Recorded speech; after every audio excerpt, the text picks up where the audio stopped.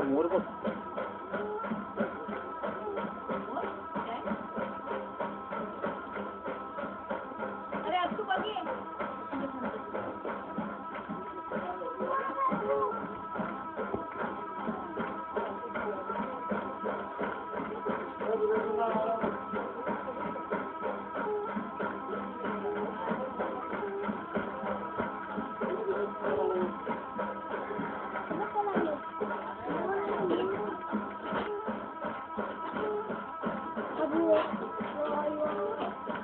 Lion पण lion. हा lion आहे आणि पिकॉक.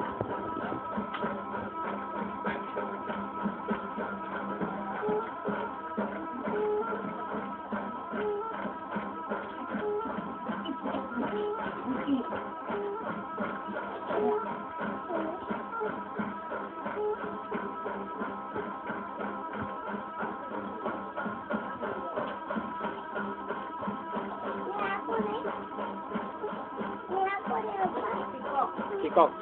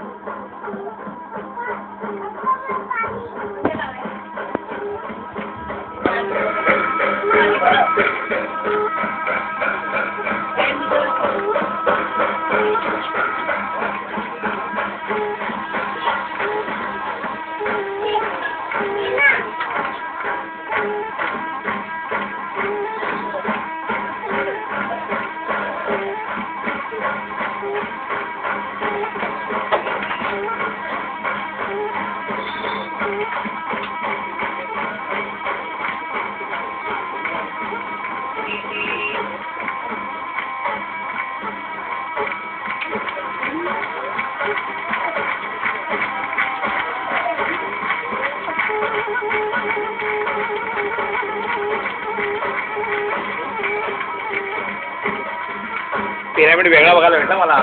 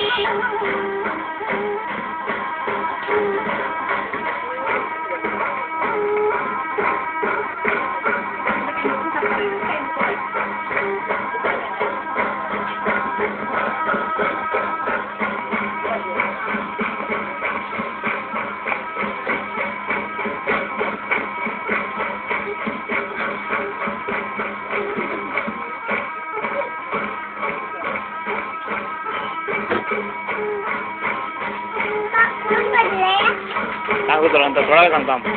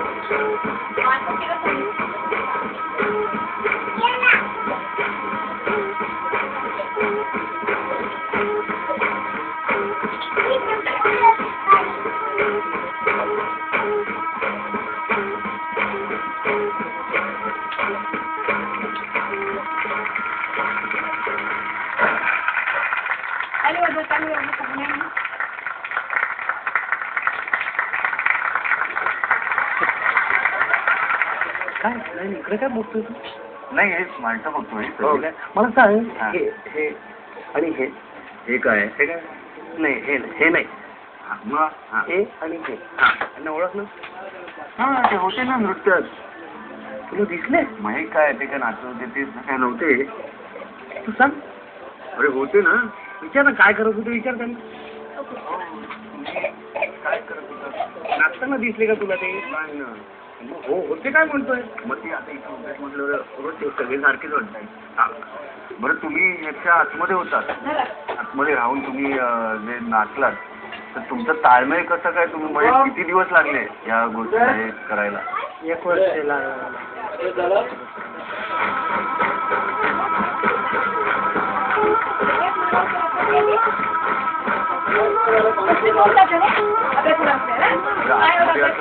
कोंडल्यासारखं वगैरे नाही होत. थोडं हे बाळगण जाड आहे त्याच्यामुळे थोडं उष्णता जास्त वाढत. तुम्हाला पाठीचा वगैरे त्रास नाही होत का? करावं लागतं. आधी पाठीला चटके घ्यावा छान छान. तुम्हाला हे करण्यासाठी किती दिवस लागले? 1 वर्ष लागलं. तुम्ही मोराकडे बघून वगैरे ह्या सगळ्या गोष्टी शिकलात का? हा आमच्या इकडे धाब्याचे पाडा हा किती ठिकाणी पाहिले ते शिकले. आणि काय जोर खरंच मस्त. आपण दीदीला विचारूया. दीदी आपलं हे नृत्य कसं वाटलं? नृत्य चांगलं केलं. खूप जोशपूर्ण केलं. पुरुषच करतात बायका नाही. फक्त जोशपूर्ण नृत्य असल्यामुळे बायका करू शकत नाहीत कदाचित. हा सिंह आहे असं म्हणायला हरकत नाही. आणि मोर यांची फाईट दाखवायला पाहिजे असं वाटतं मला. देवीचे वाहन आहे ते दोन्ही म्हणून साठी आम्ही त्याचा समावेश या नृत्यामध्ये घेतलेला आहे. आणि पंजोबांच्या काळापासून हे नृत्य करत आलं तर आजोबांनी माहिती सांगितल्याप्रमाणे आम्ही ही परंपरा चालू ठेवत आहोत. चांगलं केलं. छान केलं. सिंक्रोनाइज होताना काय म्हणजे खरंच सॉलिड आहे. म्हणजे मस्तच. सर आपल्याला हे नृत्य कसं वाटलं? नाही आपण नाही का पहिले वेशभूषेबद्दल बोलू. काय अरे सर म्हणजे सर आहे ना मला सर हे नृत्य आपल्याला कसं वाटलं? नृत्य खूप छान केलं तुम्ही. जोशी कोण होतं? तुम्ही ठाकर समाजाचे आहेत ना? हिंदी समाज. याच्यामध्ये असं दिसतंय की तारपा नृत्यामध्ये तारपा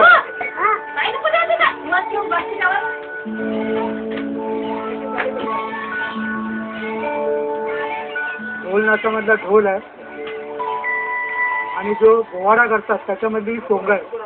या तिघांचं मिश्रण करून तुम्ही केलं का? तुम्ही हा जे काय केलं नृत्य ते लोकनृत्यामध्ये मोडत नाही. ते लोककलेमध्ये मोडतं. कारण पूर्वीच्या काळी जे आदिवासी लोक होते ते ज्या गोष्टींपासून त्यांना बचाव करायचा त्यांनाच त्यांनी देव मानलं होतं. उदाहरणार्थ वाघ, सिंह, नाग हे सगळे जे जंगलातले प्राणी आहेत त्यांना त्यांनी देव मानलं. म्हणजे देव मानल्यामुळे ते लोक आपल्याला काही बाधा देणार नाही म्हणून त्यांची ही सगळे देव आहेत. आणि हे देव असल्यामुळे हा लोककलेचा प्रकार मोडतो. आणि ती तुम्ही जी पानं सगळी वापरलेली आहेत ती आपल्या म्हणजे महाराष्ट्राचं बॉर्डर आणि गुजरातच्या बॉर्डरच्या मध्ये ते असल्यामुळे तुमचा तो थोडं त्याच्यामध्ये गेलेला आहे. आणि जे संबळ तुम्ही जे वापरले या ठिकाणी ते देवीचं वाद्य आहे. आणि मग तारपा म्हणजे तुम्ही आदिवासी भागामध्ये मूर्त्या म्हणजे कुणबी समाज तिकडचा जो आहे त्याच्यामध्ये ते सगळी वाद्य येतात म्हणून तुम्ही ती सगळी एकत्र केलेली आहेत असं मला वाटतं. आणि त्यामुळे हा लोककलेमध्ये प्रकार जातो, हा ढोलनाच होऊ शकत नाही. बाकी तुम्ही खूप छान केलं, वेगळा प्रकार आम्हाला या ठिकाणी दाखवल्याबद्दल धन्यवाद.